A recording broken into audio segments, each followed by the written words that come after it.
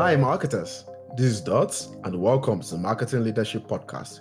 With me here is Andrew Davis, founder and lead trainer at Talk Digital and a renowned content marketing expert. We will discuss the future of performance marketing strategic frameworks. I know you guys are ready, so let's get it. Andrew, welcome. How are you doing? Well, thanks for having me, Dots, and I'm very, very good at the moment. Very, very good. Can't complain. Absolutely. It's an honor to have you here.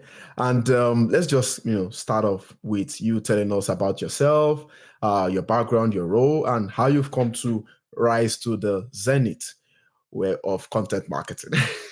Okay, I'm not sure about the zenith, but I'm trying. So I've worked online my whole career. So ever since I graduated university, my first job back in 2001 was I used to moderate chat rooms and forums for a television show in the UK called Pop Idol.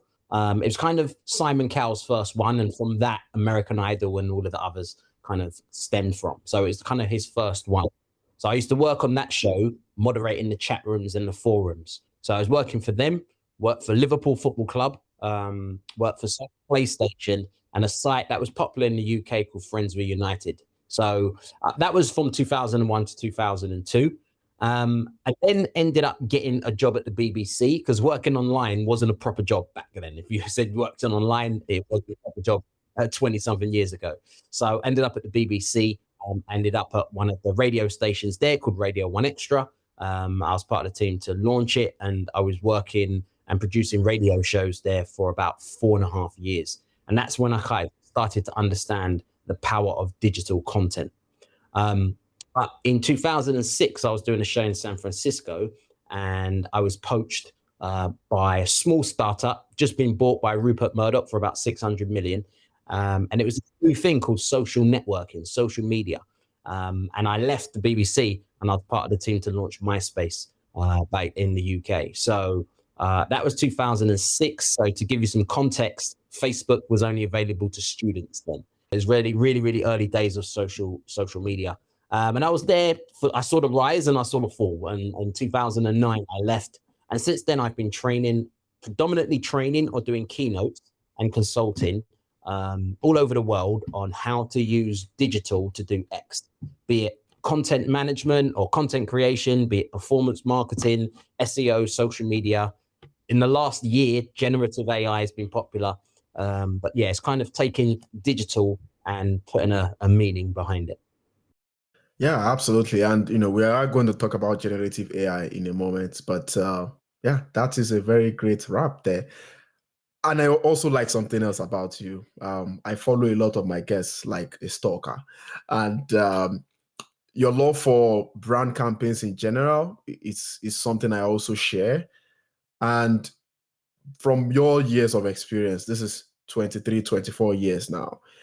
What are some of the top lessons that you've learned that younger marketers like myself can learn from when it comes to developing brand stories that have a global impact?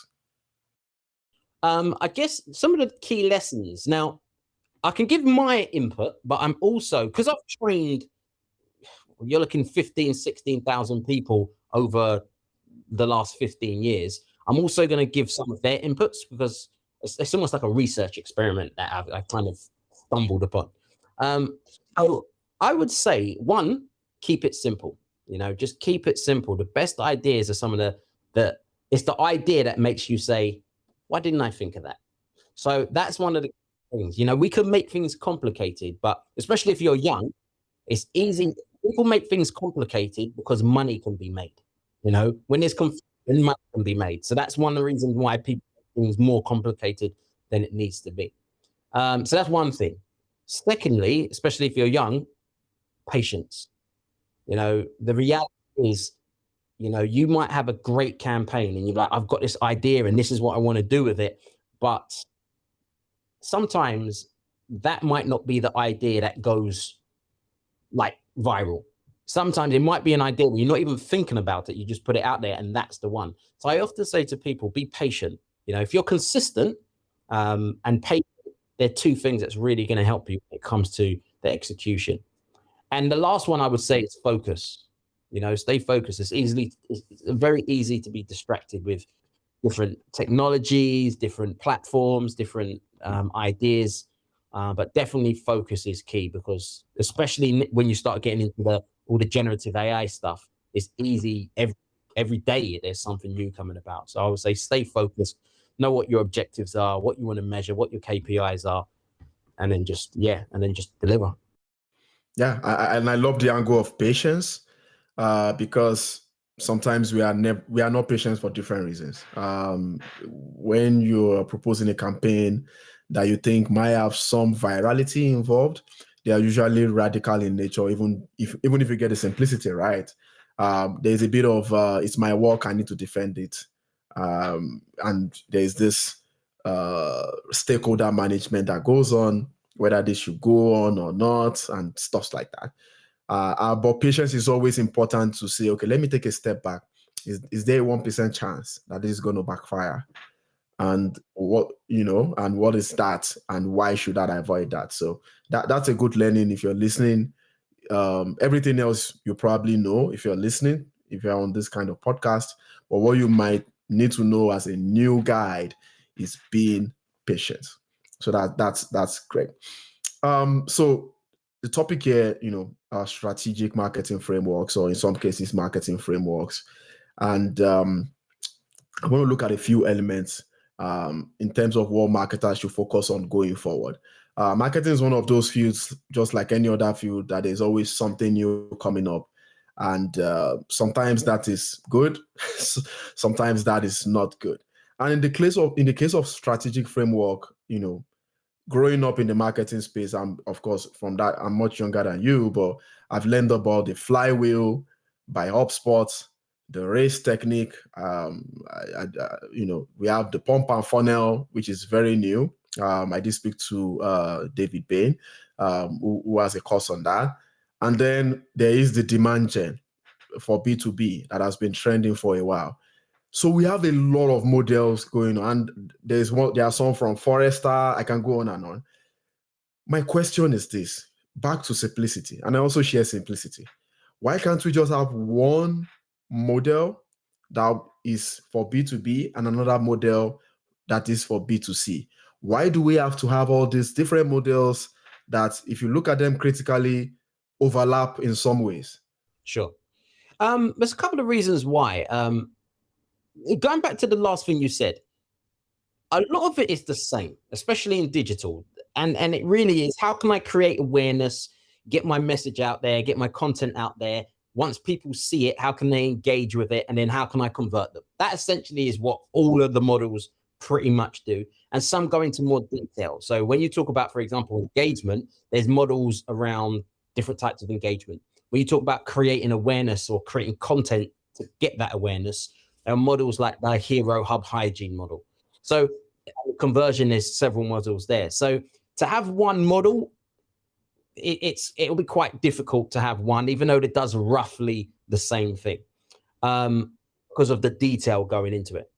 The second reason why there's not one model is because, let's say, for example, Dots, you create this model and everyone knows you for this model, then you can become famous because of that model. So Maslow's hierarchy of needs, that's an example. Stephen Covey with the 7 Habits of Highly Successful People, which essentially is a model. Rich Dad, Poor Dad, the content quadrant. Models are marketable. People can get famous off of a model. So if there was just one model, then there's no way marketers or communicators or teachers could get famous as well. So that's another reason when it comes to the models. But frameworks do work, depending on situations. If you're in the B2B world, to have one model is quite difficult because, for example, you might have to wait a year, 18 months to get a sales cycle. So within that 18 months, there's many different things that can happen. Then adding digital, because this is even pre-digital, adding digital where it's different ways that you can attract people's attention, different ways they can engage, different consideration stages. What do you do once you've had that phone call and they're deciding what? Is there different models or different frameworks you can speak to them there? And B2B software is different to, I work for a mobile phone company and I'm selling mobile phones to the business side of things. So everyone has a company phone. It's different types of B2B as well as B2C. So that's why there's several different models. But the key for marketers is knowing what one works for you. There are some universal ones like the SWOT analysis or ADA, attention, interest, desire, action. There's some universal ones, but then the key is knowing what one works for you. And that's why I talk about focus, because again, you focus on that's relevant. That basically is it. Like, it's important for us to see, okay, this is my business situation. This is the kind of product market fit I'm trying to get. And which one of these models tie into that. And then if you've done as much strategy as Andrew has, or as I have, you would know that there comes a point in developing strategies that models goes out of the door. All you just want to do is, reach out to this customer. They want to know about your brand. They want to affiliate with your brand. They want to know your product. They want to buy. They want to be served properly, and they want to be happy. And then whatever details goes into that, and then you can really go into the rabbit hole and do your thing. But I wouldn't stress enough that just do what works for you. And then I will keep in mind, Andrew, as an upcoming influencer, not to be too cynical or convincing, because I want to get a name for myself, when it comes to developing models or saying stuff. Anyway, that was just a side joke. Yeah, you need to be flexible as well. There are frameworks, but that's all there is, just a framework. It's not a do this and every time it will happen. It's almost saying this is the best practice. These are the things that's going to appear. The answers may be different, but these are kind of the things. So be flexible, because everyone's situation is different as well. Yeah, absolutely. I would like us to talk about storytelling, which cuts across journeys, models, structures, framework. And I would like to get some of your experiences on the best way to look at storytelling and how companies are able to use storytelling to build brand equity. And if it is for those looking for immediate to long-term revenue, how they use storytelling to get that done. What is your approach to storytelling for strategic frameworks in general? Well, storytelling is key, because, and I don't know, maybe I have a bit of bias here, because throughout my career, Please, bias is welcome. yes, stories has always been, what's the word? It's always been kind of told to me to use almost in every aspect of my career. When I was working in radio, when I was doing especially daytime radio, you've got 3 hours to fill. And yes, you've got music, but what are the stories that you're going to tell in between the music? When the mics are on and you need to keep people's attention. That essentially is when I first started learning stories. When I went to MySpace, I started understanding a different type of story, like more to do with the content that you create. When it comes to what I do now, is I'm very much focused on the user journey story. Who is your user? And if you want to break it down into story, you can break it down to film. When you're writing a script of a film, who is the hero? What do they have to do? What's stopping them? How can you help? What does your personality have to be like? Like all of these things, you realize that when it comes to a lot of marketing communication, there's a lot of it you can take analogies from this and apply to this. So when it comes to storytelling, when it comes to getting people down the funnel from the awareness stage to the conversion stage, or even afterwards, the re-engaging stage and the becoming advocates, there's a story to tell throughout each bit. But the key thing of any story is who's the hero of the story. And it's not you. It's always going to be the end user and the customer. So regardless of whether you're B2B, B2C, or industry, it's always important to focus on the end communicator, or the end customer or user or consumer, because they're the one that's ultimately you're trying to convert. Yeah, you're right. More power has been given to the people today, whether it's B2B or even B2C, and they are the hero. And I like the way you broke down the hero story, which is, Harvard, again, back to models and credits. Harvard as the strategic model of the job to be done, which is just a fancy word for customer needs. And they say, let me use the hero analogy here. Dots is the customer is the hero. What is the job that it needs to be done? And then he needs this brand to get the job done for him so that he can achieve that objective or that job to be done and become the hero in their share of life, whatever that scenario is, whatever that funnel title is. So I will personally take that to heart. And if you're listening, I think it's always a great way to look at every kind of campaign you run on any kind of medium. Andrew just spoke about radio and movie.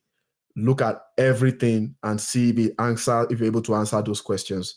It doesn't have to be step by step, but if you're able to answer all of them, why not? If not, Andrew, let's have a bit of fun here. Go ahead. You want to say something? Pixar, I don't know if it's still online. You have to check this, but Pixar has a course. It's a free course on how they go about writing script or writing stories. Or obviously they're very popular, Pixar and Disney, etc. So a free course. So what you can do, and this is how I came up with a lot of my stories, was I did the course and then I kind of said, all right, how does this work from a marketing point of view? How does this work from this brand's point of view? How does it work from a B2B or a B2C? And then I just kind of just paralleled it, and it really, really helped me. So I'm pretty sure the course is still online. Just type in Pixar free storytelling course or something along those lines, and you'll be able to find it. Yeah. That is good. Yeah, we will do. And if you're listening, you also see that as links in the resources. So feel free to check that as well. Is it a free course? Yeah, it's free course. Free course. Yeah. Got it. Okay. Yeah, I would also I'll also check it out as well. And speaking of storytelling, this is a bit of I mean, yesterday I was searching just to see, I think with the Barbie trend going on, but the movie itself, there was slightly more spent on marketing than the movie itself. So I was trying to check how much they've made so far. And then when I Googled Barbie, the film, I get like on my phone, I get like a pink fireworks, and I get a pink view, and I share that on my social media platform. My question is this. We are looking at models, we are looking at frameworks. And you mentioned the SWOT analysis: strengths, weakness, opportunities, and threats. Where do you think this strategic approach for Barbie had come up, whatever they did to go viral? On which quadrant of the SWOT analysis do you think it had come up? I have a feeling that I know what you're about to say, but I would like you to even dive deep more into why it's that quadrant of the SWOT analysis. I'm thinking you would say opportunity. No. No? Okay. I would say strengths. And the reason I say strengths is... okay. I didn't even think it was going to be strength. The reason why I say strengths is because when you break down this campaign, so fantastic campaign, what's going on. But the reason why it worked is because you got a strong brand. So it's a brand that's not like, it's like the Avengers films. Like people knew who Spider-Man was before a film. You know, people knew who the Hulk is before the film, or even DC. Everyone knows who Superman is. So there's a brand there. You know, my sister had Barbie dolls, and my sister's older than me. So it's a brand that's been going for decades. So that's the first thing. That's a strength. The second thing is color, pink. Do you know what I mean? It's not like they're playing with the color red or they're playing with the color blue. It's pink. So all they can do is just go onto, I don't know, Facebook, and all of a sudden Facebook is now pink for a day. They don't even have to mention Barbie, but people will know it's connected to do with Barbie. So having that pink is a strong, strong color. The third, I would say, is to do with money. As you said, they spent 150 million, I believe, on marketing. Once you've got 150 million budget, that's a lot, because you can get your content in a lot of places. You know, I'm sure there's people that's had better ideas than what they've got, but they just didn't have the money to get it to as many places as that. So I would say, that's why I say it's strengths. Opportunities, yeah, there are opportunities there, but I would just say it's the strength. The opportunities wouldn't matter if they didn't have the strong brand and all of the other three. Yeah, and I'm not saying this because this is a podcast, but I think I agree with you. And the reason is that I'm a lover of documentaries, and I've seen the documentary Toys That Made Us. So if you love marketing and you love documentaries, you should go see that on Netflix. Yeah, so we've got Barbie and some of the other brands in there. So yeah, having them to leverage Pink was also, I think, very brilliant. Maybe that's why I could steal a bit of opportunity in there, because the Barbie brand, as we know, it has been very dynamic these days. But we also know that the target audience for Barbie, is really mostly the female folks, and pink is like one of the best colors. So that sort of makes sense. What I love about what they did, though, is that they proved to the world that it takes budget to go viral. Well, maybe I'm not 100% right about that, but just like you said, there are many other creative ideas like this that have not seen the light of day because there's no budget, So, and then the fact that they also brought in everybody, not just females, male and female, into the space, I think is really, really brilliant. And yeah, it's I guess what a time to be alive. It's been a while we've seen marketing initiatives this viral. Okay, well, moving on with our topic here in strategic frameworks. So we've got this framework, but we also need a marketing team to run it, like a well-oiled engine or a well-oiled machine. And a few other things, a few things I would like us to look at. Our listeners, we respect and honor them a lot, so we wouldn't go through things that they already know, but things that they possibly might not know when it comes to executing marketing strategies. Now, if you're looking at ideas to implementation, like the journey through that, when it comes to like digital marketing transformation, it's a very difficult journey, especially when you're in the enterprise game. It's easier to develop the content in some cases. Some cases, it's not as easy to drive the content. So you have to work with IT, media buyers, and all these guys. You have to work with service, you have to work with sales, on distribution, and so on and so forth. My question to you is this: from your consultants with thousands of business leaders across the world, how have you ensured that ideation and transformation move at the same pace? So that way, or is it even possible to have ideas run at the same level with implementation without too many challenges? I think it's very, very difficult to get both working at the same time. I guess it's possible, but because something always happens. In this digital world, sometimes it's about whoever's the most flexible wins. So you have the idea, then you have the implementation. Very rarely do you go, this is the idea, and everything just works smoothly to implementation. There's always something that's gonna happen.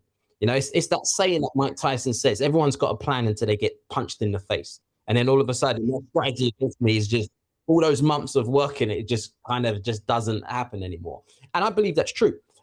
So sticking with the boxing analogy, the best boxer in the last, say, 10 years, 15 years, or one of the best, is being Mayweather. And Mayweather's a very good counter fighter. He sees the situation and he adapts according to the situation. And I think that's what's going to happen. We can have an idea, but many people's got ideas. You can go to ChatGPT, type in, give me 25 ideas about this, and it will come up with those ideas. So having ideas now is not that difficult. Executing it. So an execution, there could be many things happening, especially if you're dealing in the digital space, because people are involved in too many different aspects. So and once you get people in the equation, anything can happen. So I think when it comes to ideation to delivery, presentation, it's about how you react. It's about starting. It's about doing what you have planned. But if certain things happen, how are you going to react to it? How quickly are you going to react? Is it going to affect your resources, i.e., time and money? Are you used to reacting this way? How are the people responding to you? How are you managing all of it? If it's going to go bad, what's your reputation management reputation stroke crisis management strategy like? So for me, it's not so much the idea to implementation, because like I said, very rarely does it ever run smoothly. In fact, hardly ever runs smoothly. Yeah. So it's a case of, all right, this is what we're going to do. This is ideally how it would work. But if it doesn't, we've got plan B or plan C. We know what to do. And that's how, because everyone's fighting for attention. Everyone's fighting to get somewhere online. Everyone's fighting to get customers. So if you need to know how to fight, and one of the best ways to fight is to counter fight. See what the opposition is doing, and then you respond to that to stop them and nullify them. And that's essentially what you should do in situations like that, or what I believe.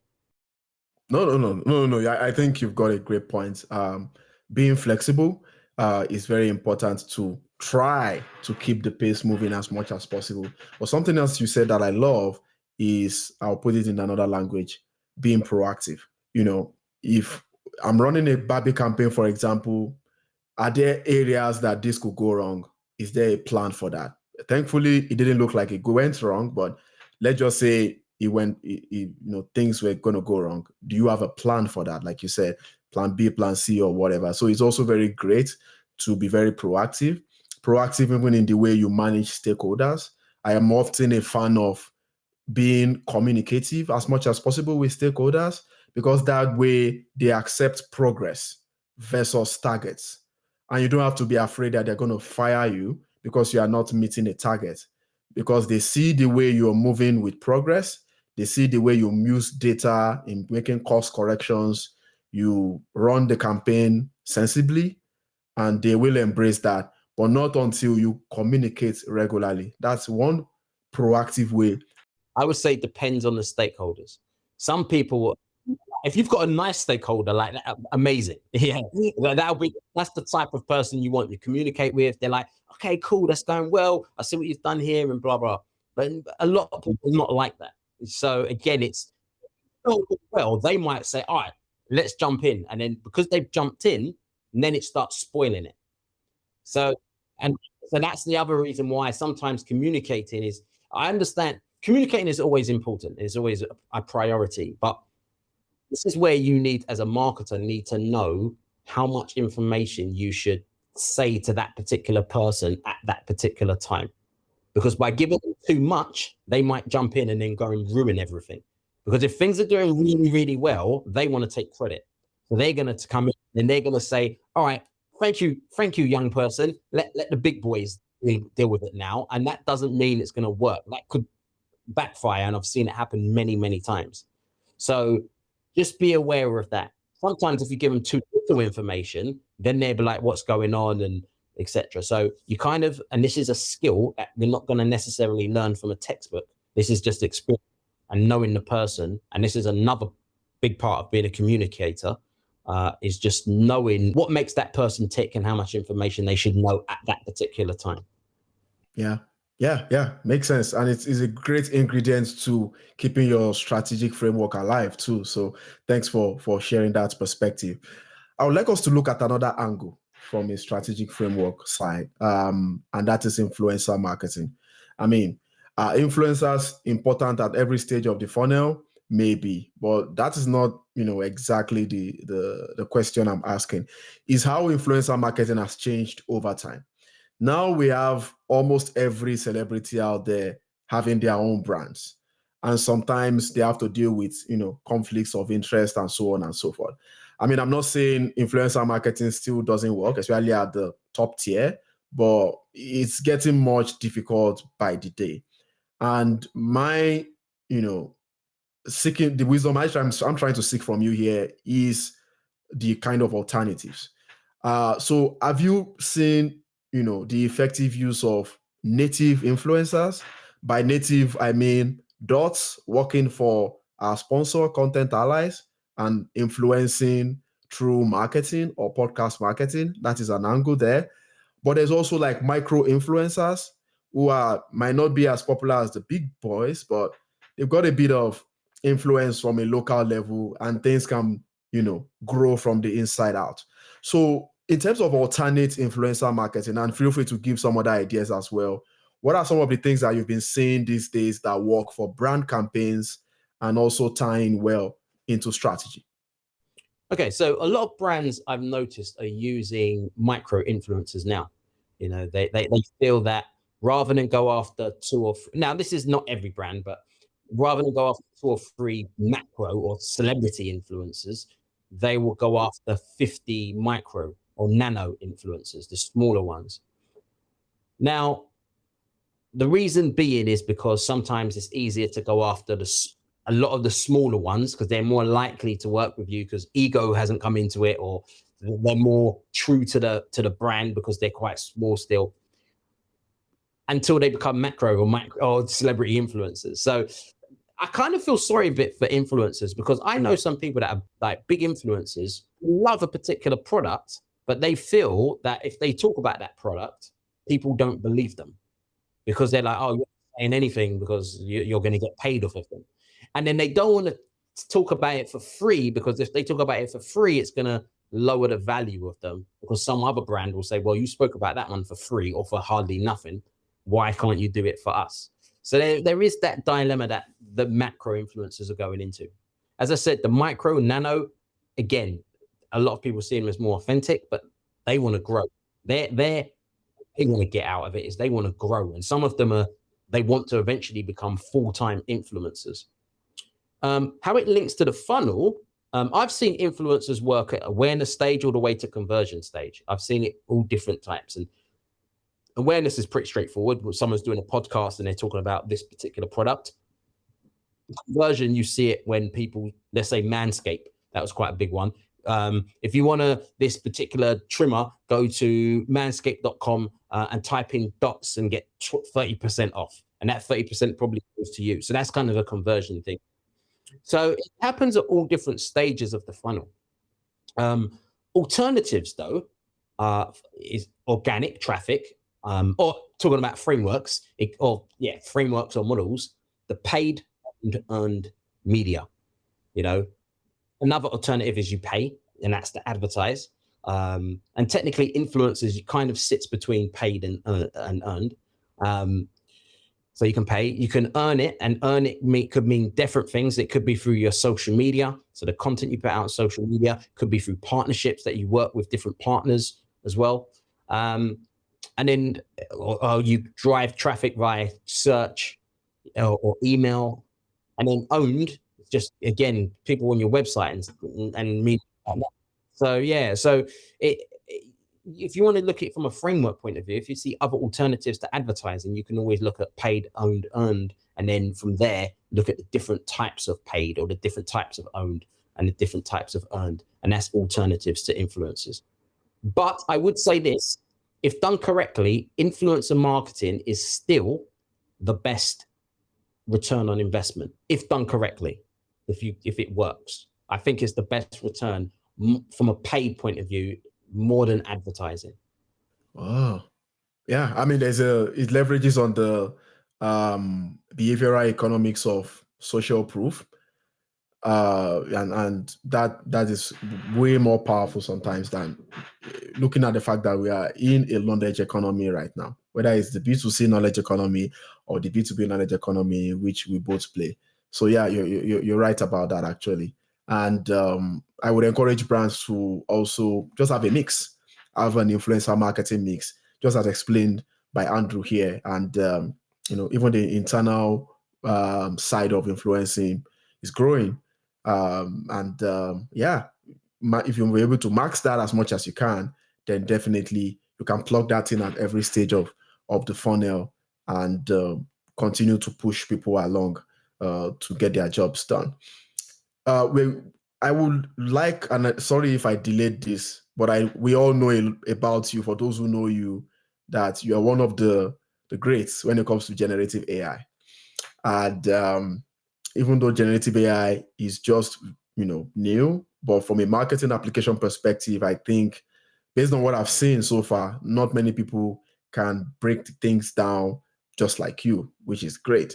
Now, I would like you to talk about some of the benefits that you are starting to see when it comes to using generative AI, maybe through content or through channels or even in the back-end operations and stuff like that. What are some of the things that you're looking at that you think people should pay attention to? Sure. So when it comes to generative AI, the first thing I would say, and what I say to anybody who I train in this subject, is that it's very new. This time last year, hardly anyone was talking about generative AI. AI, yes, we've been talking about AI for years, artificial intelligence for years, but Generative AI, I would say, was the first step that made people say, ah, wow, look at this. Just like with augmented reality, people were talking about that for years, but really it was Snapchat and the filters and that Pokemon Go game that made people say, oh, okay, I get what it is now. So generative AI is just one part of AI, obviously. Now, how it's going to benefit businesses, there's several ways. Like it's almost in 95% of ways it's going to in every different aspect. If you look at the main generative AI models, the text to text model. So I text some prompt into a chat box and it gives me an answer. So the most popular one is Chat GPT, and whatever version you use, whether it be 3.5 or Chat GPT 4, the whole point of that is I can get many different things. I can summarize information. I could get it to create my emails. I can use it for idea generation. It can help me write tweets. I can use it to create content. With some of the plugins, it can help me book things with, like, for example, the code interpreter. I can create code. I can create graphs. I can take my data and make it mean something. So where you got the likes of ChatGPT, and I would say within the next year, you're going to see Claude 2. I think that will do quite well. Perplexity's do quite well. Bard by Google, even though right now it's not there, but it's Google. As soon as they launch it within Chrome, game changer. So that's going to be that. I would say that's one way to use it. Then you got text to images, which is a really interesting space because all of a sudden you've got a B2B company that works in a boring industry and create amazing graphics just by a good prompt. So all of a sudden it changes their marketing, it changes their communication, it changes their branding, it changes their personality. So that's another thing.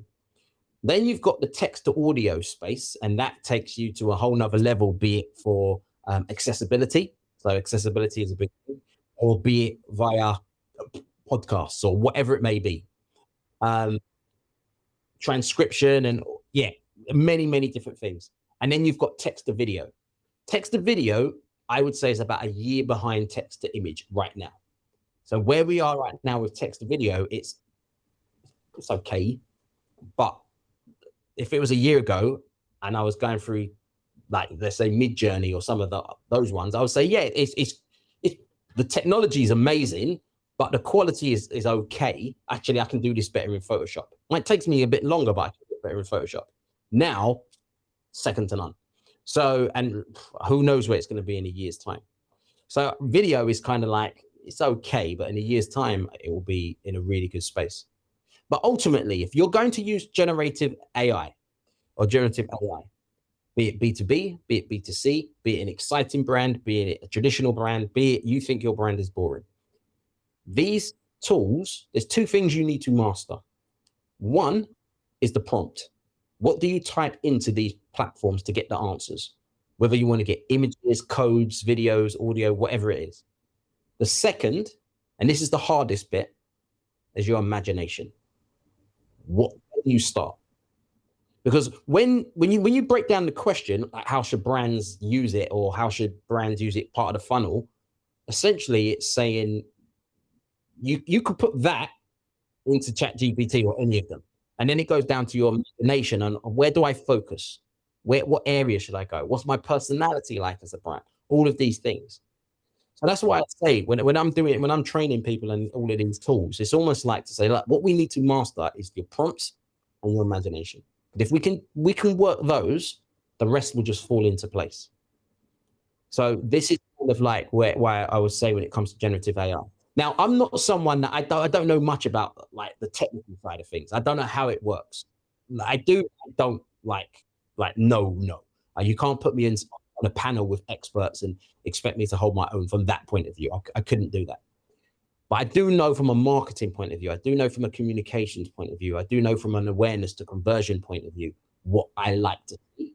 And from my years of experience working in digital, and I've pretty much been there from the beginning. I saw search could pretty much come to the internet. I saw AdWords, I saw social media, I saw influencer marketing, etc. You start noticing patterns, and I'm noticing the same patterns with generative AI. So these are the key things. Just understand prompts, and your imagination. Wow, wow. I will say this first before I sort of try to summarize the things you said. Um, when it comes to, again, back to the joke of credits and frameworks, I think just keep doing what you're doing, because 5 years from now, people are going to look at you as the one who figured out how marketers can use the AI or machine learning trend. And all this that you mentioned in terms of the applications and the way you sort of simplified it to say it's about the prompt. I guess it's the imagination first, and then the prompt second, or however that sequence looks like, and simplifying our perception on how to use it is awesome. I'm really grateful for that perspective. And like I said again, um, I will follow you forever, especially on this. Keep doing what you're doing, and the breakdown is awesome. I'm involved in podcast promotion, production, strategy, and I see a lot of some of the applications you just mentioned as well. But based on the things you've said, it goes way beyond that. So thank you so much for that. Before I let you go, I have a couple of other questions, but would like to take a quick commercial break from our sponsor. Please, if you're listening, it's just going to take a few seconds. And when we're back, I'm going to ask Andrew a few things when it comes to best practices to make sure we hone in on our own strategic frameworks and grow every business that we are involved in. I'll be right back after this. Stay tuned.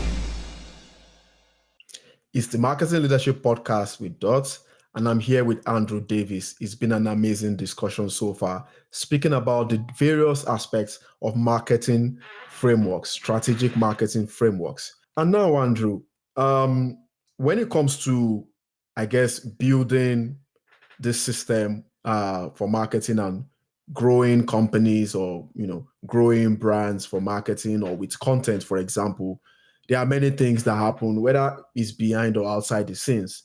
Things like brand and performance integration, things like real-time marketing intelligence, things like operational agility at the back end, going back to the engine analogy I mentioned, and calculated risky innovation. You have mentioned a few things about that as well, and even talked about how we could leverage AI to do that. But are there some thoughts you would like to share on some of the things what it takes basically to run a very successful marketing operation? And if there are other bits as well, feel free to share that might be useful for us. Sure. It's quite there's many different aspects, and it varies depending on the organization. So I'll try and work out some commonalities.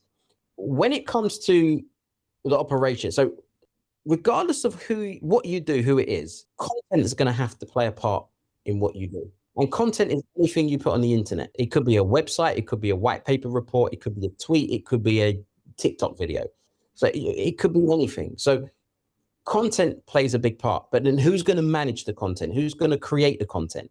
Is it an agency? Are you going to do it in-house? Is it the digital team? Is it the marketing team? Is it the PR team? Is it the account managers? Is it like, who's going to create? But ultimately, content is the blood of the internet. Now, when it comes to content, you can create the best content in the world, but if nobody sees it, so what? So you need to understand how people can find that content. And this is when I often say to organizations, when it comes to your operations, it's not a case of content is king, which we've been told for many years. No, content is king if people see it. Who can distribute? If you're doing it on social media, how do the algorithms work? So when it comes to the operations, it's like, okay, well, who's going to manage that bit? Because that's going to play a big part in it, in that promotion promotional side of things. And then the last thing, included within that is the engagement, etc. Things go wrong, who manages it, the risk management, who's going to manage the whole thing, project manage the whole thing, manage each different campaigns. The last bit is conversion, and this is where you get more people involved. And that might be data analysis and number crunching, and then giving it to the creation team to help create more content. So it's like a circle. So when it comes to whatever you want to call it, whether you call it what's working behind it, like in the engine, like the people in the background, whatever it may be, it's really important to understand that digital is simple. It's not easy, but it is simple. And this is why we have 15-year-old millionaires in every country in the world, be it Canada, Nigeria, Spain, England. Like, there's kids that are millionaires.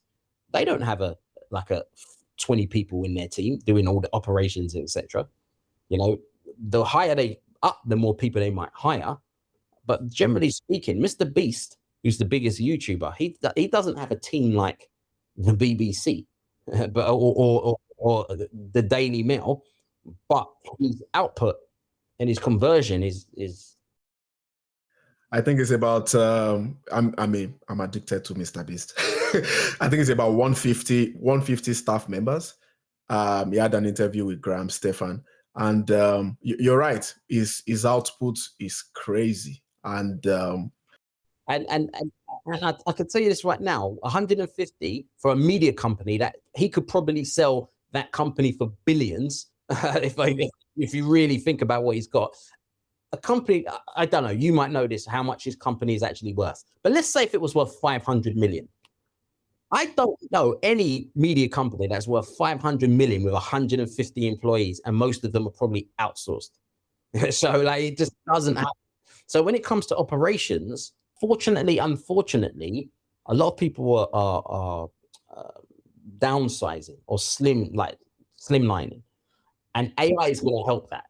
And the reason I say fortunately, unfortunately, is because it's good in the sense that you can be more efficient, and I like efficiency, but obviously people will lose jobs.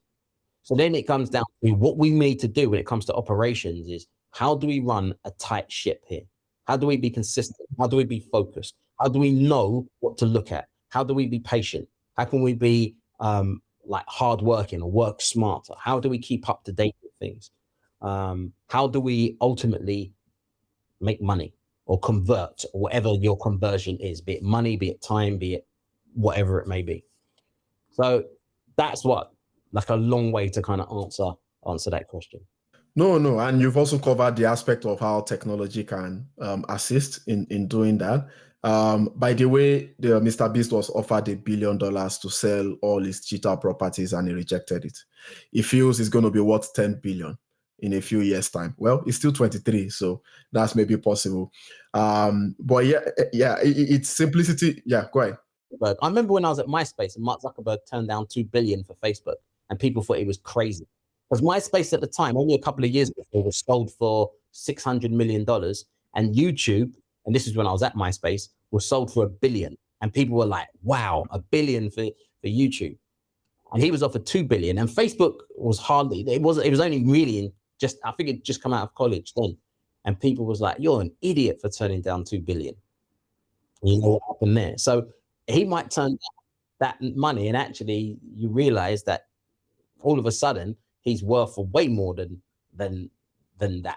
And whoever offered him that knows that, because nobody's going to buy something which they can make money from. Because they see the value in it. So this is the key. Essentially, everybody is building soft assets. Hard assets is the building that you are in and the land. And that's how people got rich. But in this world, it's all about soft assets. And that's all to do with digital things like IPs, content, communities, operations and systems, frameworks can be put in that. So there's loads of different things. And if you look at all of the richest companies in the world in the last 10 years, they're all soft asset companies. Netflix, Netflix relatively recently started creating their own content. Facebook, Airbnb, Uber, like Airbnb doesn't own hotels like Hilton's or some of the other ones. And Uber, they don't own cabs or a lot of cabs. So again, it's the soft assets, it's the digital technology, and data, etc. That's the value now, and everyone has the opportunity to do that. Yeah, we do. And from a marketing perspective, if done well, you could follow this podcast episode and other resources out there to make sure that you're marketing with purpose and you are focused. I think that's something else I didn't reiterate that Andrew had mentioned several times. I'm so incredibly happy, pleased, excited, and amazed with your marketing wisdom. And your history is great as well, like the way you sort of brought in all the channels together to explain this concept of strategic frameworks. It's really, really a pleasure to have you on this show. Where can our marketers, no worries, where can our marketers find you if they need to learn more about your work and access any of your resources? Sure. So my main, where I'm active the most is LinkedIn. So it's linkedin.com/in/Andrew M for mother Davis, and Davis spelled Davis. That's where I'm most active. You've got my website, which is andrewmilesdavis.com.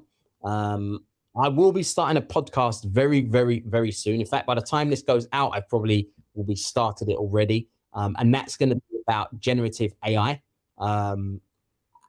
But not, as I said, it's not going to be talking about a lot of what you hear online. For me, it's generative AI in football or in sport or in film or in TV or in music, like popular culture. Yeah, that's what it's going to be called. It's called In a Nutshell, or In AI Nutshell. So that's what the whole thing's called. And there'll be a newsletter to do with that. But hopefully by the time it comes out, I can put a link down to it, and you can do that, the link.